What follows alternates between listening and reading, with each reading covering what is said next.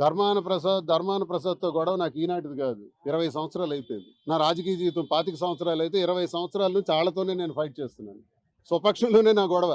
ఇప్పుడు నన్ను సస్పెండ్ చేయించడం కాదు, 2007లోనే జిల్లా పరిషత్ వైస్ చైర్మన్గా ఉండేటప్పుడు ధర్మాన ప్రసాద్ రాజశేఖర రెడ్డి గారి వద్ద నుంచి నన్ను సస్పెండ్ చేయించాడు. ఇది రెండోసారి కుమారుడు జగన్మోహన్ రెడ్డి గారి దగ్గర నుంచి సస్పెండ్ చేయించాడు. 2 సార్లు సస్పెండ్ అయ్యాను. 5 ఎన్నికల్లో 3 నుంచి 4,000 ఓట్ల తేడాతో ఓడిపోవడానికి వాళ్లతో కుమ్మక్కై చేతులు కలిపి కింజరాపు వాళ్ళని గెలిపించడానికి ధర్మాన ప్రసాద్ చేసిన ప్రయత్నాల్లో నేను బలిపశువునయ్యాను. 3,100 తేడాతో ఎంపీగా కూడా పోయాను.